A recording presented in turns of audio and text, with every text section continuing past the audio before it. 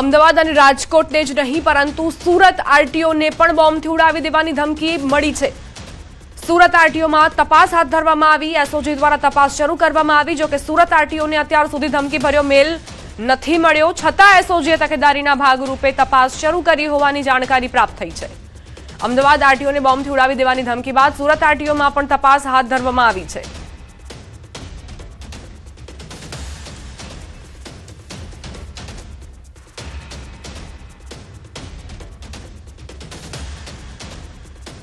હવે આગળ વાત કરીએ ખડગેના વિવાદિત બોલ અને ભાજપની પ્રતિક્રિયાની।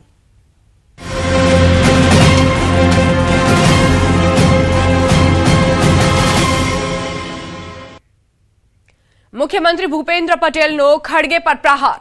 આપણે બધા ભણેલા ગણેલા છીએ, એ તો કોંગ્રેસના પ્રમુખને નથી ખબર। સીએમ ભૂપેન્દ્ર પટેલે ભાજપના સ્થાપના દિન નિમિત્તે કમલમમાં સંબોધનમાં મલ્લિકાર્જુન ખડગેના વિવાદિત નિવેદન પર પ્રહાર કર્યા હતા। તેમણે કહ્યું હતું કે આપણે લોકો ભણેલા ગણેલા છીએ, પરંતુ એ કોંગ્રેસના પ્રમુખને ખબર નથી। ખડગેએ જે નિવેદન આપ્યું કેરળમાં, તેને લઈને ગુજરાતીઓમાં રોષ પણ જોવા મળી રહ્યો છે। સોશિયલ મીડિયા પર પણ પ્રતિક્રિયાઓ આવી રહી છે।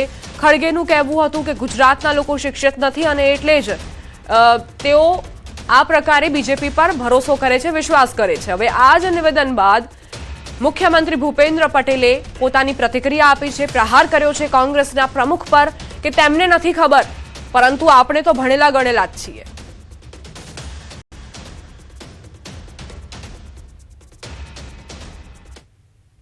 એ તો આપણે બધાને પ્રેક્ટિસ હોય ને, આપણે બધા ભણેલા ગણેલા છીએ। એ તો કોંગ્રેસના પ્રમુખને ખબર નથી, અમે બધા ભણેલા ગણેલા છે। અમે કેટલાય જણની હાજરી પુરાઈ દીધી છે।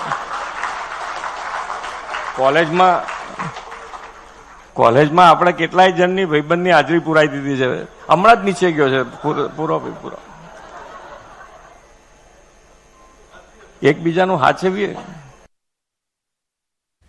ખડગેના વિવાદિત નિવેદન સામે ભારે રોષ। જગદીશ વિશ્વકર્માએ પ્રતિક્રિયા આપી, ગુજરાતની જનતાનું અપમાન કર્યું છે। ગુજરાતની જનતા જડબાતોડ જવાબ આપશે।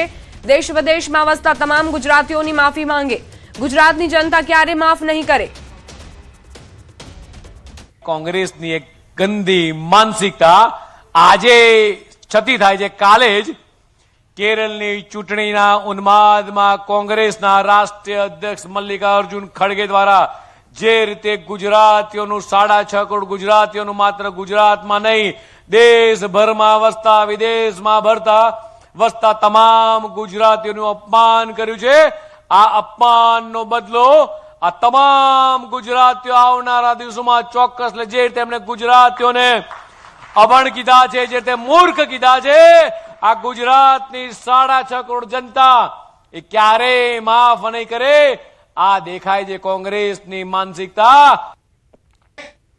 કોંગ્રેસના રાષ્ટ્રીય પ્રમુખે ગુજરાતીઓનું અપમાન કર્યું। મલ્લિકાર્જુન ખડગે ગુજરાતીઓને અશિક્ષિત કહ્યા, અભણ કહ્યા, ગુજરાતીઓને અભણ અને મૂર્ખ ગણાવ્યા। કેરળ વિધાનસભા ચૂંટણીના પ્રચારમાં બફાટ કર્યો।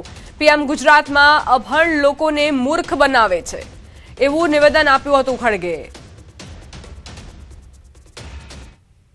મોદીજી, વિજય, you both can fool people who are illiterate in Gujarat or in other place, but you can't fool Kerala people.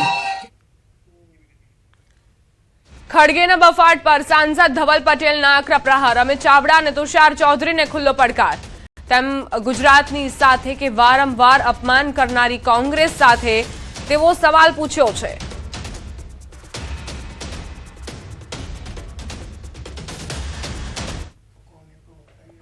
મારે કોંગ્રેસના પ્રદેશ પ્રમુખ અમિત ચાવડા અને વિપક્ષના નેતા તુષાર ચૌધરીને પૂછવું છે કે જ્યારે મલ્લિકાર્જુન ખડગે તમારા રાષ્ટ્રીય પ્રમુખે ગુજરાતીઓ વિશે આટલું અપમાનજનક ટિપ્પણી કરી છે, તો તમે મલ્લિકાર્જુન ખડગેને સપોર્ટ આપવાના છે, સમર્થન આપવાના છો કે તમે ગુજરાતીઓને ગુજરાતને સપોર્ટ આપવાના છો?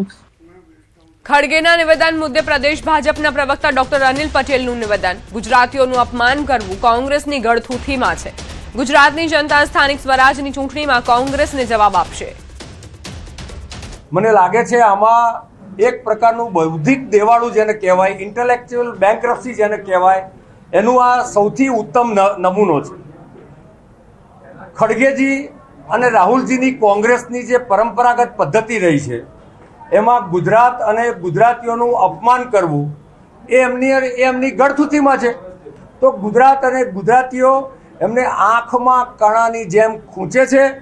હું ખડગેજીના નિવેદનને નિંદનીય ગણું છું અને ગુજરાતની પ્રજા 6.5 કરોડની પ્રજા આ સ્થાનિક સ્વરાજ્યની ચૂંટણીમાં આ કોંગ્રેસને જવાબ આપશે.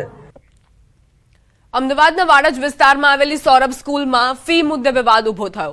વાલીઓ દ્વારા આક્ષેપ કરવામાં આવ્યો છે કે છેલ્લા સેમેસ્ટરની ફી ન ભરનાર 20થી વધુ વિદ્યાર્થીઓને પરીક્ષા આપવા દેવામાં આવ્યા નહોતા અને તેમને શાળામાં બહાર ઉભા રાખવામાં આવ્યા હતા. ઘટનાને લઈને વાલીઓમાં રોષ ફેલાયો. જોકે શાળા સંચાલક દ્વારા આ તમામ આક્ષેપોને નકારી કાઢવામાં આવ્યા. તેમનું કહેવું છે કે કોઈ પણ વિદ્યાર્થીને ફીના કારણે બહાર બેસાડવામાં નથી આવ્યા અને તમામ વિદ્યાર્થીઓએ આજે પરીક્ષા આપી છે. હાલ આ મુદ્દે વાલીઓ અને શાળા વચ્ચે તણાવનું વાતાવરણ સર્જાયું છે. એકચ્યુઅલીમાં મેં એવી રિક્વેસ્ટ કરી કે મેં કીધું હું 24 કલાકની અંદર ફી ભરી જાઉં છું, અત્યારે તમે એક્ઝામ આપવા દો. ત્યારે એ લોકોએ અંદર મારી 2 ડોટરને મોકલી. બાકી જે લોકો બીજા છોકરાઓ હતા એ લોકોને તો બહાર જ ઊભા રાખેલા અને એ લોકોને જે લોકોના પેરેન્ટ્સ આવ્યા ને એ લોકોને अंदर जवा दीदा, फी भरी ये लोगों ने अंदर जवा दीदा, बाकी बधाने बाहर उभा रखा था 8:30 સુધી. जो बच्चे का फी बाकी था वो कॉल किया है, बट सारे बच्चे एग्जाम देंगे, आज भी दिया है, कल भी देंगे, पूरा शेड्यूल के हिसाब से देंगे. ऐसा कोई नहीं है कि हमें भी पता है कि ऐसा नहीं हम रोक सकते बच्चों को, और बच्चों देंगे. પોરબંદર એરપોર્ટ પાસે નેશનલ હાઈવે પર વહેલી સવારે એક ગમખ્વાર અકસ્માતની ઘટના બની, જેમાં 3 યુવાનોના મોત થયા અને 2 યુવાન ગંભીર રીતે ઇજાગ્રસ્ત થયા. મળતી માહિતી મુજબ બુલેટ અને સ્પ્લેન્ડર બાઇક વચ્ચે અકસ્માત સર્જાયો. પ્રાથમિક તપાસમાં બુલેટ રોંગ સાઈડ પરથી આવી રહી હોવાની શક્યતા વ્યક્ત કરાઈ છે. ઘટનાની જાણ થતાં પોલીસ ઘટના સ્થળે પહોંચી હતી અને મૃતદેહોને પોસ્ટમોર્ટમ માટે ખસેડી આગળની કાયદેસરની કાર્યવાહી હાથ ધરી છે.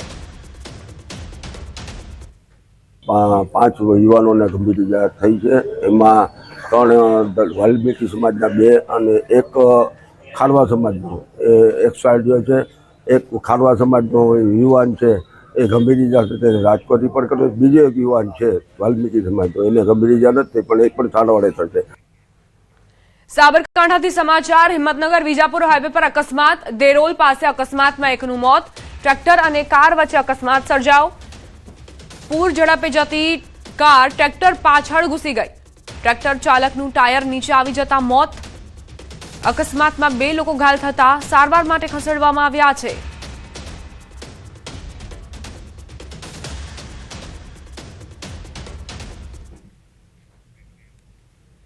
સાબરકાંઠાથી સમાચાર. અમદાવાદ ઉદયપુર નેશનલ હાઈવે પર અકસ્માતની ઘટના બની. ટ્રકે બાઇકને ટક્કર મારતા ચાલકનું ઘટના સ્થળે જ મૃત્યુ થયું.